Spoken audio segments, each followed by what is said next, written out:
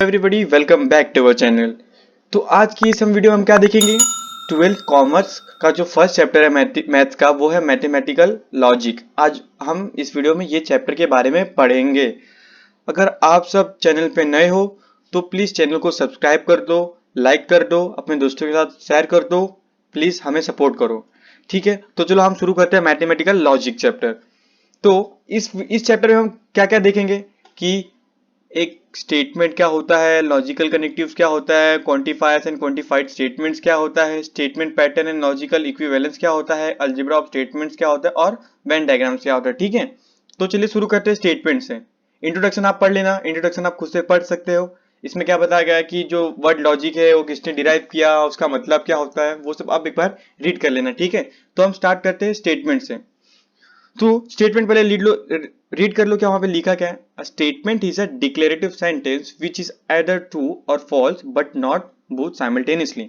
जो स्टेटमेंट है वो क्या होता है, एक डिक्लेरेटिव सेंटेंस होता है। ठीक है, जैसे ये देख लो, two is a prime number, ये स्टेटमेंट डिक्लेयर हो गया है। ठीक है, अब इसकी ये तो फर्स्ट पॉइंट समझ गया कि स्टेटमेंट क्या होता है, एक डिक्लेरेटिव सेंटेंस होता है। और वो क्या होता है, या तो वो ट्रू होगा या तो फॉल्स होगा। वो जो सेंटेंस है वो या तो ट्रू होगा या तो फॉल्स होगा, लेकिन दोनों साथ में नहीं होगा। मतलब वो सेंटेंस की ट्रूथ वैल्यू या तो टी होगी या तो फॉल्स होगी। ठीक है, लेकिन दोनों साथ में नहीं होगी। और statements are denoted by letters like P Q R. जो स्टेटमेंट है उसको किससे डिनोट करते हैं, अपन कौन से लेटर से डिनोट करते हैं, पी क्यू आर से। ठीक है, अब इसके एग्जाम्पल देख लो। Two is a prime number, every rectangle is a square, the sun rises in the west और Mumbai is the capital of Maharashtra. ये सब क्या है, एक सेंटेंस है। ठीक है, अब हम देखेंगे truth value of a statement कि truth value of a statement होता क्या है। ठीक है, a statement is either true या तो फॉल्स। मैंने कुछ देर पहले आपको क्या बताया था, जो स्टेटमेंट है वो या तो ट्रू होगा या तो फॉल्स होगा। ठीक है, अगर वो स्टेटमेंट ट्रू है तो उसका ट्रूथ वैल्यू क्या हो जाएगा, कैपिटल टी। अगर कोई स्टेटमेंट ट्रू है तो उसका ट्रूथ वैल्यू क्या हो जाएगा, कैपिटल टी। अगर कोई स्टेटमेंट फॉल्स है तो उसका ट्रूथ वैल्यू क्या हो जाएगा, कैपिटल एफ। समझा। अगर कोई अपने को स्टेटमेंट दिया है और वो स्टेटमेंट राइट है तो उसका ट्रूथ वैल्यू क्या होगा, टी। अगर वो स्टेटमेंट रॉन्ग है तो उसका ट्रूथ वैल्यू क्या होगा, कैपिटल एफ। समझा। अब एग्जांपल देख ले तो आपको और अच्छे समझ जाएगा। फर्स्ट एग्जांपल क्या दिया है, the sun rises in the east. तो जो सन है वो कहां से राइज होता है, ईस्ट से ही राइज होता है। तो ये स्टेटमेंट क्या है, ये स्टेटमेंट करेक्ट है, राइट है, ट्रू है। तो इसका ट्रूथ वैल्यू क्या होगा, कैपिटल टी। कैपिटल टी, ये स्टेटमेंट राइट है ना, तो इसका ट्रूथ वैल्यू क्या होगा, कैपिटल टी। अब सेकंड एग्जांपल देखो, the square of real number is negative. इसने क्या बोला है, जो स्क्वायर होता है रियल नंबर का वो क्या होता है, नेगेटिव। मैं आपको बता दूं, कौन से भी नंबर का स्क्वायर कभी नेगेटिव नहीं होगा। जैसे एग्जांपल ले लो, अगर आप -1 का स्क्वायर करोगे तो क्या मिलेगा आपको, +1 मिलेगा। अगर 1 का स्क्वायर लोगे फिर भी आपको +1 मिल रहा है। मतलब ये जो स्टेटमेंट है, सेकंड स्टेटमेंट, वो क्या है, गलत है। क्योंकि the square of real number कभी नेगेटिव नहीं होता। लेकिन ये स्टेटमेंट क्या दिया गया है, जो स्क्वायर है, जो स्क्वायर रियल नंबर का स्क्वायर लेंगे तो क्या होगा, नेगेटिव होगा। लेकिन ये गलत है। तो ये सेंटेंस का ट्रूथ वैल्यू क्या मिलेगा अपने को, कैपिटल एफ, क्योंकि गलत है ना। ठीक है, अब थर्ड देख लो, sum of two odd number is odd. क्या बोला गया है यहाँ पे, कोई भी दो नंबर को जब ऐड करेंगे हम तो हमने को आंसर क्या मिलेगा, ऑड में मिलेगा। ठीक है, ये सेंटेंस हम प्रैक्टिकली सॉल्व करके देखते हैं। अगर आप सम ऑफ टू ऑड नंबर, सम मतलब फर्स्ट ऑफ ऑल बता दो आपको, सम मतलब होता है प्लस। सम मतलब होता है प्लस। ठीक है, sum of two odd number क्या होता है, 1 3 5 7 9। कोई भी दो नंबर को कोई भी दो ऑड नंबर को ऐड करो, जैसे मैं यहाँ पे 3 ले लू, 3 + 5, ये क्या मिल रहा है हमको, 8 मिल रहा है। सेकंड ले लो, 3 + 7 ले लो, 3 + 7 क्या होता है, 10 होता है। तो सर चलो 7 + 5 ले लो, 7 + 5 ले लो, 7 + 5 क्या होता है, 12 होता है। आप कुछ नोटिस कर रहे हो, अगर दो ऑड नंबर को हम ऐड कर रहे हैं तो हमें क्या मिल रहा है, इवन नंबर ही मिल रहा है। ठीक है, अगर हम दो ऑड नंबर को ऐड कर रहे हैं तो हमको इवन मिल रहा है। 8 इवन नंबर है, 10 भी इवन नंबर है और 12 भी इवन नंबर है। तो ये स्टेटमेंट क्या करेक्ट है कि फॉल्स है, आप लोग बताओ। Sum of two odd number is odd दिया है और हमको क्या मिला, दो ऑड नंबर को ऐड करो तो हमें क्या मिला, इवन नंबर ही मिला, ऑड नंबर नहीं मिला। तो ये स्टेटमेंट क्या है, थर्ड स्टेटमेंट क्या है, चलो आंसर बताओ। फॉल्स है, करेक्ट, फॉल्स है। ठीक है, तो इसका ट्रूथ वैल्यू क्या होगा, कैपिटल एफ, करेक्ट, ठीक है, कैपिटल एफ, ठीक है। अब फोर्थ देख लो, sum of opposite angles in a cyclic rectangle is 180। कोई भी रेक्टेंगल का दो अपोजिट एंगल 90 90 होता है। सम मतलब ऐड, दोनों को ऐड करेंगे तो हमें क्या मिलेगा, 180 ही मिलेगा। मतलब ये सेंटेंस क्या है, करेक्ट है। तो इसका ट्रूथ वैल्यू क्या होगा, कैपिटल टी होगा, ठीक है। आई होप आप सबको ट्रूथ वैल्यू ऑफ स्टेटमेंट क्या होता है वो समझ में आ गया होगा। अगर आपको नहीं समझा तो आप कमेंट सेक्शन में कमेंट करके हमें बता दो, हम आपको हेल्प करेंगे, ठीक है। नोट क्या दिया है, this sentence like exclamatory, interrogative और imperative are not considered as a statement. जो सेंटेंस एक्सक्लेमेटरी हो, इंटेरोगेटिव हो, इंपेरेटिव हो, वो क्या होता है, वो स्टेटमेंट नहीं होता है। और जो सेंटेंस स्टेटमेंट नहीं है, जो सेंटेंस स्टेटमेंट नहीं है, तो उसकी ट्रूथ वैल्यू हम फाइंड नहीं कर सकते। इनडायरेक्टली मैं बोलना चाहता हूं कि जो समझो कोई स्टेटमेंट एक्सक्लेमेटरी सेंटेंस है, इंटरोगेटिव सेंटेंस है और इंपेरेटिव सेंटेंस है, तो इसका ट्रूथ वैल्यू हमें नहीं मिल सकती, ठीक है। जैसे एग्जांपल देख लो, may God bless you, may God bless you, ये कौन सा सेंटेंस है, ये है एक्सक्लेमेटरी सेंटेंस, क्योंकि लास्ट में देखो एक्सक्लेमेटरी है, ठीक है।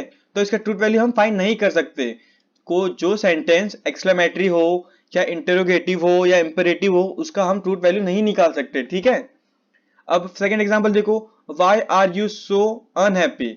यहाँ पे क्या दिया, क्वेश्चन मार्क्स दिया है। जहां पे लास्ट में क्वेश्चन मार्क होगा वो होता है इंटरोगेटिव, वो क्या होता है, इंटरोगेटिव सेंटेंस, ठीक है। और थर्ड क्या है, remember me when we are parted, ठीक है, remember we when we are parted.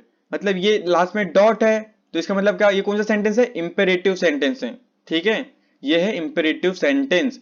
Fourth example देख लो, don't ever touch my phone, ये भी क्या है, इंपेरेटिव सेंटेंस है, क्योंकि लास्ट में डॉट है। और ये जरूरी नहीं है कि लास्ट में सेंटेंस में डॉट है तो वो इंपेरेटिव सेंटेंस होगा। देखो यहाँ पे जैसे sum of two odd number, sum of two odd number is odd, यहाँ पे भी डॉट है, लेकिन आप बोलोगे ये क्यों नहीं इंपेरेटिव, क्योंकि इंपेरेटिव क्या होता है, कोई ऑर्डर होता है, या तो कोई रिक्वेस्ट कर रहा है, या तो कोई पूछ रहा है, ठीक है, या तो कोई ऑर्डर होता है। देखो यहाँ पे क्या दिया इसने, don't ever touch my phone, ये ऑर्डर दे रहा है कि मेरा फोन कभी मत छूना।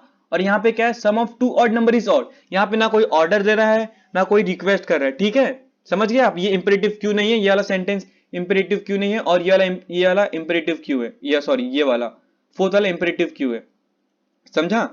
अब आई हेट यू, यहाँ पे लास्ट में एक्सक्लेमेटरी है, तो ये क्या होगा, एक्सक्लेमेटरी सेंटेंस होगा। Where do you want to go today, last में क्वेश्चन मार्क्स है, तो ये क्या होगा, ये सेंटेंस क्या होगा, ये सेंटेंस होगा इंटरोगेटिव सेंटेंस। मैं एक बार फिर से रिपीट कर दूं, जो सेंटेंस अगर वो एक्सक्लेमेटरी है, इंटरोगेटिव है, इंपेरेटिव है, तो उसका ट्रूथ वैल्यू हमें नहीं मिलेगा। ट्रूथ वैल्यू हमें सिर्फ वो स्टेटमेंट का मिलता है जो इंपेरेटिव भी ना हो, ना इंटरोगेटिव हो, ना एक्सक्लेमेटरी हो, ठीक है। और जहां पे लास्ट में क्वेश्चन मार्क्स होता है, लास्ट में जहां क्वेश्चन मार्क होता है उसको बोलते हैं हम इंटरोगेटिव सेंटेंस। लास्ट में अगर एक्सक्लेमेटरी है तो उसको हम बोलते हैं एक्सक्लेमेटरी सेंटेंस, ठीक है। और लास्ट में यहाँ पे फुल स्टॉप हो और वो सेंटेंस में या तो वो रिक्वेस्ट कर रहा हो या वो ऑर्डर करता हो या कोई ऑर्डर दे रहा हो, तो उसको हम बोलेंगे इंपेरेटिव सेंटेंस, ठीक है। चलिए हम आगे बढ़ते हैं। ओपन सेंटेंस क्या होता है, an open sentence is a sentence whose truth value can vary according to some condition which are not stated in the sentence. Open sentence क्या होता है, वो सेंटेंस ना उसका हमें जो वैल्यू मिलेगा ना, ट्रूथ वैल्यू, वो किसी चीज पे डिपेंड होगा, उस पर कंडीशन होंगे। हम डायरेक्टली देख के नहीं बता सकते कि वो सेंटेंस ट्रू है या फॉल्स है। अजय एग्जांपल देखते हैं, आप समझ जाओगे। अब फर्स्ट एग्जांपल क्या दिया है, x plus four is equal to 8। हमें क्या दिया है, x plus four is equal to 8, ठीक है। अब x plus four is equal to 8, ठीक है। अब आप बताओ, अगर मैं यहाँ पे x की वैल्यू कंसीडर कर रहा हूं 3, अगर मैंने x की वैल्यू यहाँ पे कंसीडर करा 3, तो क्या हो जाएगा, 3 plus four is equal to 8, और 3 प्लस फोर क्या है, 7, 7 इज इक्वल टू 8। अगर मैं x की वैल्यू 3 कंसीडर कर रहा हूं तो ये स्टेटमेंट क्या है, गलत है, ठीक है। 7 इज नॉट इक्वल टू 8 ना, अगर मैं x की वैल्यू 3 कंसीडर कर रहा हूं तो स्टेटमेंट गलत हो रहा है। सपोज मैं x की वैल्यू 4 एज्यूम करूं, 4 plus four is equal to 8, मतलब इसका आगे क्या हो जाएगा, 8 इज इक्वल टू 8, ठीक है। मतलब अगर मैं x की वैल्यू 4 कंसीडर करूंगा तो इस स्टेटमेंट क्या हो रहा है, करेक्ट हो रहा है। तो इस स्टेटमेंट में आपको क्या समझ में आ रहा है, जो ये सेंटेंस का ट्रूथ वैल्यू है, ट्रूथ वैल्यू वो किस पे डिपेंड हो रहा है, x की वैल्यू पे डिपेंड होगा। अगर x हम 3 एज्यूम करेंगे तो ये सेंटेंस क्या हो जाएगा, फॉल्स हो जाएगा। अगर हम 4 यूज करेंगे, x की वैल्यू 4 एज्यूम करेंगे तो ये स्टेटमेंट क्या हो जाएगा, ट्रू हो जाएगा। ठीक है, मतलब यहाँ पे जो ट्रू वैल्यू है ये सेंटेंस की, वो किस पे डिपेंड हो रही है, x पे डिपेंड हो रही है, इसलिए इसको हम क्या बोलेंगे, ओपन सेंटेंस बोलेंगे। देखो सेंटेंस में क्या लिखा है, can vary according to some condition. ठीक है, ये कंडीशन ही है ना जब हम x की वैल्यू 2 एज्यूम कर रहे हैं, समझे, इसे हम बोलते हैं ओपन सेंटेंस। सेकंड एग्जांपल देख लो, Chinese food is very tasty. अब चाइनीज फूड सबको तो टेस्टी नहीं लगता, जैसे मेरे को टेस्टी लग रहा है, आपको टेस्टी नहीं लगता होगा, आपको कुछ और पसंद होंगे। ठीक है, तो वो किस पे डिपेंड कर रहा है, वो पर्सन टू पर्सन पे डिपेंड करता है। ये जो सेकंड स्टेटमेंट वो क्या है, पर्सन टू पर्सन पे डिपेंड करता है। अगर मैं यहाँ पे लिख दूं कि आई लाइक चाइनीज फूड, तो मतलब मेरे को चाइनीज फूड अच्छा लगता है। अगर आप आपके अकॉर्डिंगली देखो, आपको पसंद ना हो, तो वो आप क्या लिखोगे, I don't like Chinese food. मतलब ये सेंटेंस का ट्रूथ वैल्यू किस पे डिपेंड हो रहा है, पर्सन टू पर्सन पे डिपेंड हो रहा है। ठीक है, इसलिए हम इसको क्या बोलेंगे, ओपन सेंटेंस। यहाँ पे ये क्या लिखा है, पढ़ लो, each of the above sentence is an open sentence because the truth value of I, the truth value of first, इसकी ट्रूथ वैल्यू किस पे डिपेंड हो रही है, वैल्यू ऑफ एक्स पे। अगर मैं 4 ले रहा हूं तो वो ट्रू होगा, और अगर मैं 4 नहीं ले रहा हूं तो वो फॉल्स होगा। वही मैंने बोला आपको। और सेकंड देखो क्या है, varies as a degrees of taste, food varies from individual to individual. सबको टेस्ट अलग अलग लगता है, किसी को चाइनीज फूड का टेस्ट अच्छा है लगेगा, किसी को नहीं लगेगा, समझे, तो इसे हम बोलते हैं ओपन सेंटेंस। अब an open sentence is not consider a statement in logic. ये नोट है, ये नोट रीड कर लो, अच्छे से लिख लो। Mathematical identities are truth statement. For example a plus 0 और 0 plus a is equal to a। अगर 1 प्लस 0 0 प्लस 1 क्या होगा, a 1 ही होगा, इसलिए दोनों की वैल्यू क्या होगी, a होगी। तो mathematical identities are true statement. ठीक है, ये एक्टिविटीज तो कट किया गया आपको रेड्यूस सिलेबस में, तो आपको ये पढ़ना नहीं है, एग्जाम्पल भी नहीं पढ़ना, लेकिन मैं आपको एग्जाम्पल करा रहा हूँ। ठीक है, क्योंकि एग्जाम्पल इंपॉर्टेंस होते हैं, एग्जाम्पल के थ्रू आपको सारी चीजें समझ में आएगी। ठीक है, लेट्स स्टार्ट एक्सरसाइज 1.1। हमें एक्सरसाइज 1.1 में क्या बताना है, state which of the following sentence are statement, justify answer, if it is a statement write down its truth value.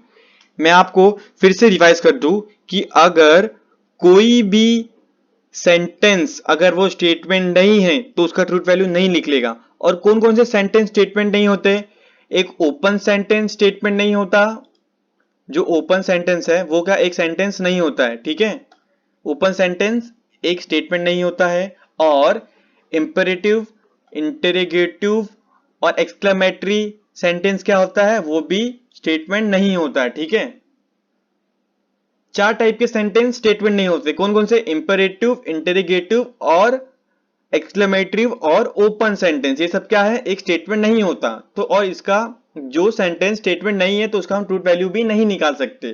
ठीक है, तो चलो हम फर्स्ट क्वेश्चन देखते क्या दिया है, the triangle has an side.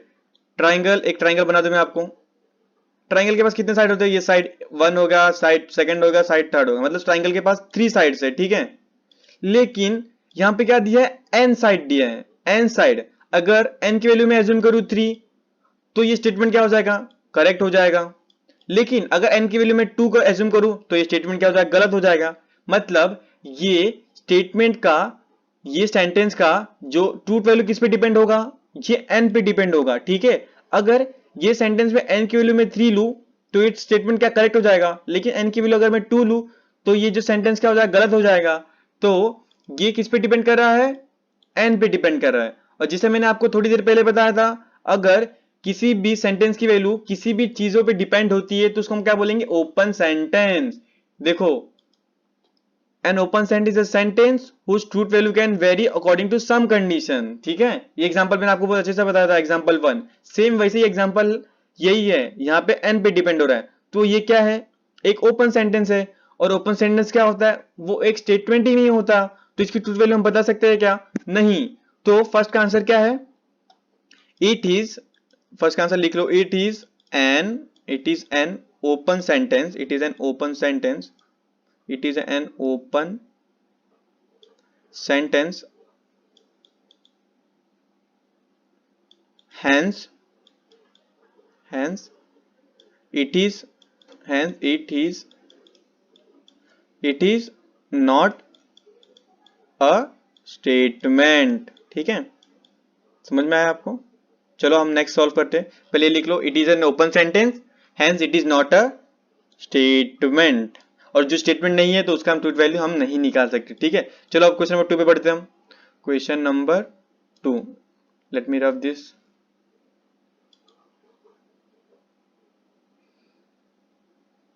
Second question क्या है, the sum of interior angles of a triangle is 180। Sum of interior angle, देखो एक ट्राइंगल है ना, ये ट्राइंगल मैं फिर से बना दूं। इंटीरियर एंगल क्या होता है, एक ये और ये, तो इन तीनों का सम क्या होता है, 180 ही होता है, ठीक है, 180 ही होता है। तो तीनों का सम ऑफ इंटीरियर एंगल क्या होता है, 180 होता है। तो ये स्टेटमेंट क्या है, करेक्ट है। और जो स्टेटमेंट करेक्ट, जो सेंटेंस करेक्ट होता है तो उसका ट्रूथ वैल्यू क्या होता है, कैपिटल टी, ठीक है। जो सेंटेंस ट्रू होता है, ये सेंटेंस ट्रू है ना कि interior sum of triangle, sum of interior angle of a triangle is 180, तो ये सेंटेंस क्या है, ट्रू है, तो उसका ट्रूथ वैल्यू क्या हो जाएगा, कैपिटल टी, ठीक है। तो इसको क्या लिखेंगे, सेकंड का आंसर लिख लो, it is a statement, it is a statement, it is a statement which is true, जो सच है ना, which is true, ठीक है। hence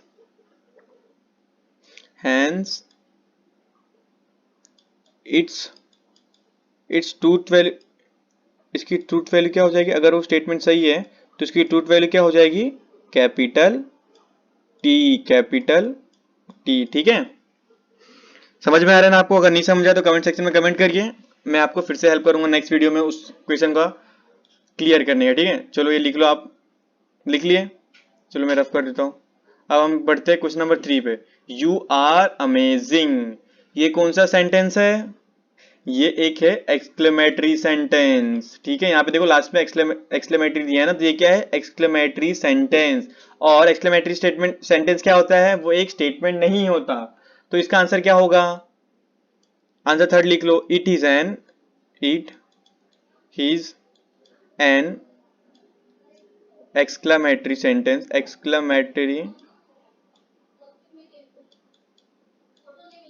exclamatory sentence, hence it is not a statement, hence it is not a statement। मैं आपको ये सब पहले बता चुका हूं, आप ध्यान से सुन रहे हो तो आपको पता रहेगा, ठीक है। hence it is not a statement, ये थर्ड का आंसर क्या है, it is an exclamatory sentence, hence it is not a statement। और जो स्टेटमेंट नहीं होता तो उसके हम ट्रूथ वैल्यू बता सकते हैं क्या, नहीं बता सकते, ठीक है। मैं आपको बार बार रिपीट कर रहा हूं ताकि आपको आगे चल के प्रॉब्लम फेस ना करना पड़े, ठीक है। अब फोर्थ पढ़ लो, please grant me a loan, ये क्या कर रहा है, रिक्वेस्ट कर रहा है। और रिक्वेस्ट कौन से सेंटेंस में किया जाता है, रिक्वेस्ट या ऑर्डर, इंपेरेटिव सेंटेंस में, ठीक है। तो ये सेंटेंस क्या है, इंपेरेटिव सेंटेंस है। और इंपेरेटिव सेंटेंस स्टेटमेंट होता है क्या, नहीं होता, मैं आपको पहले ही बता चुका हूं, ठीक है। तो फोर्थ का आंसर क्या होगा, इट इज एन, पहले लिखेंगे हम ये कौन सा सेंटेंस है, it is N imperative sentence, imperative, it is an imperative sentence, hence it is not a statement, hence it is not a statement, ठीक है। चलो अब हम क्वेश्चन नंबर 4 पे बढ़ते हैं, under root -4 is an irrational number. Irrational number क्या होता है, इरेशनल नंबर, देखो इरेशनल मैं आपको बता दूं अभी सर्च करके, इरेशनल नंबर, इरेशनल नंबर क्या होता है, देखो इरेशनल पाई की वैल्यू क्या होती है, 3.14, √10, √2, √3 और 1.2434। इसमें देखो नेगेटिव होता है क्या, इरेशनल नंबर कभी नेगेटिव नहीं होता, और रेशनल नंबर नेगेटिव होता है, देखो -3.4, ठीक है।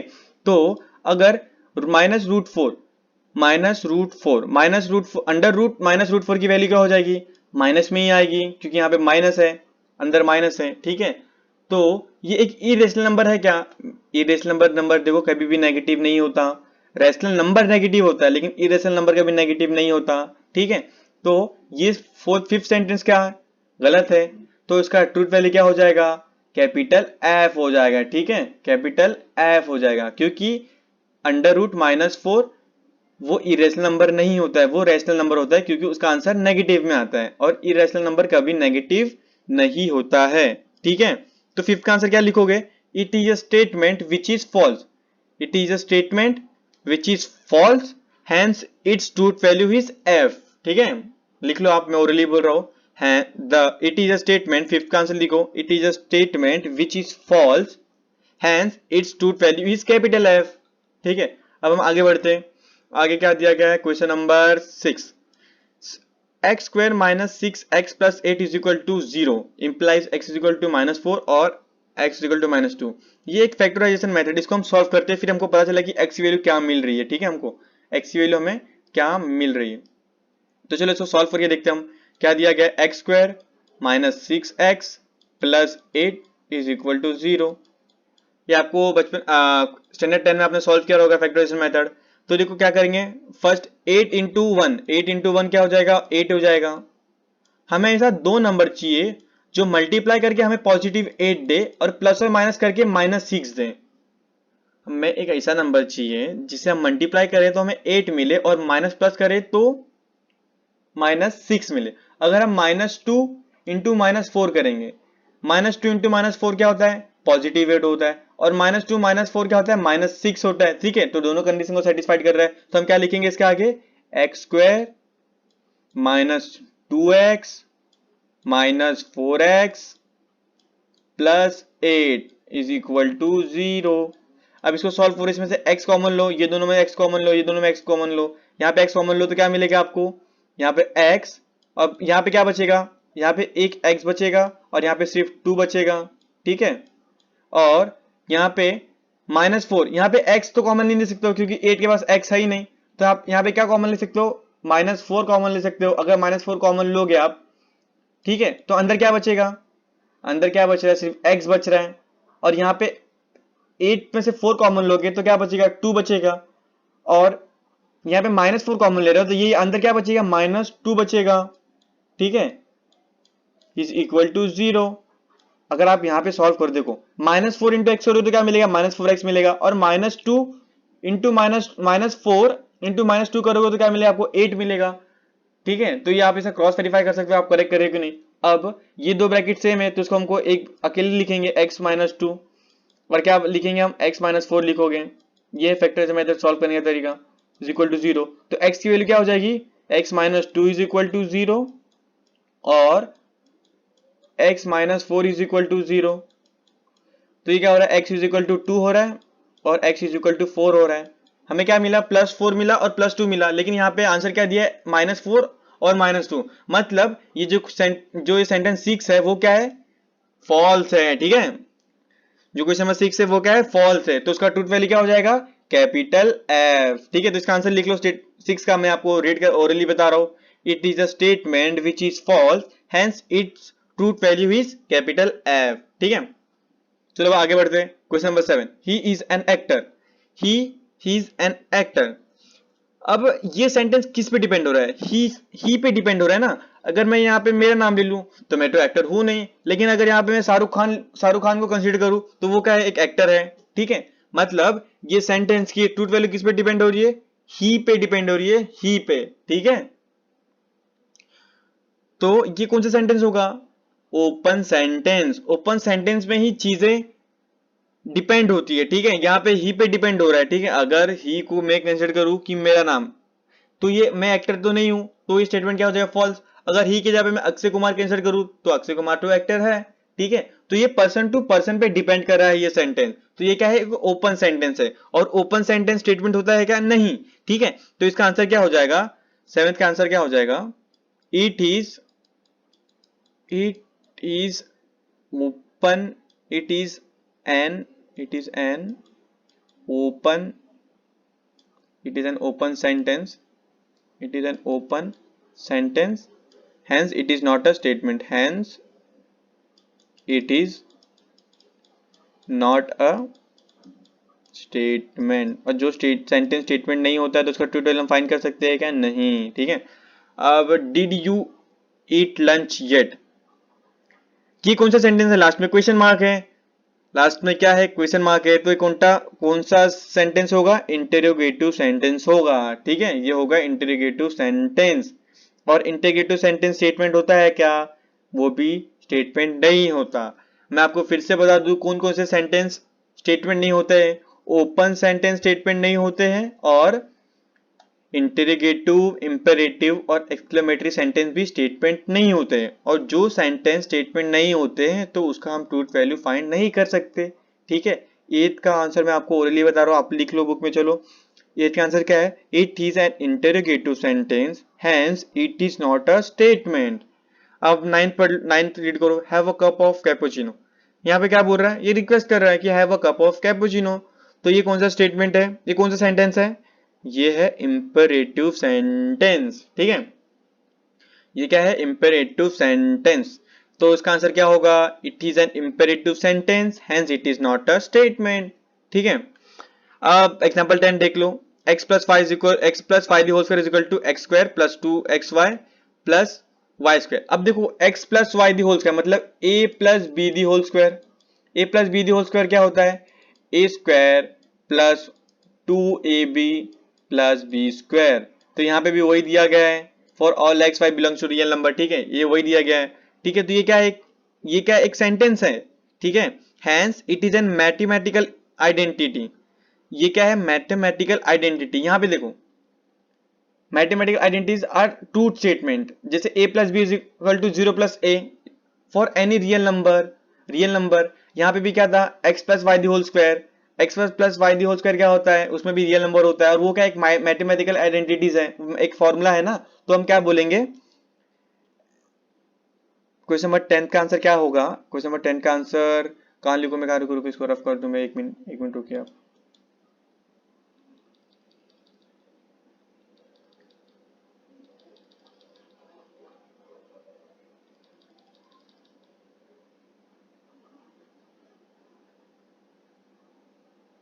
मैंने आपको पहले ही बोला था, ये नोट पढ़ लो ध्यान से। नोट क्या दिया गया? And open sentence not consider statement. मैं आपको बता चुका कि ओपन सेंटेंस एक स्टेटमेंट नहीं होता है। और mathematical identities are always truth statement, ठीक है। अगर a प्लस जीरो और जीरो प्लस ए ही होगा, ठीक है। और a plus b the whole square और x plus y the whole square, हमको यही मिलेगा, a square plus two a b plus b square, ठीक है। तो इसका आंसर क्या होगा? मैं 10th का आंसर लिख दूं यहाँ पे। ये क्या है?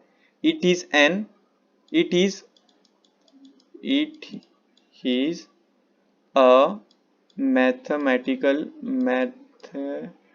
mathematical identity identity which is true, जो कि सच है ना, क्योंकि a plus b the square वही होता है, मैंने आपको लिख के बताया, which is true। तो उसकी ट्रूथ वैल्यू क्या हो जाएगी? hence its truth value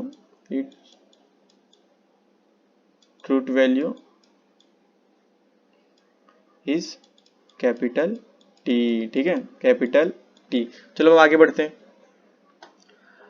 every real number is a complex number. Every real number is a complex number.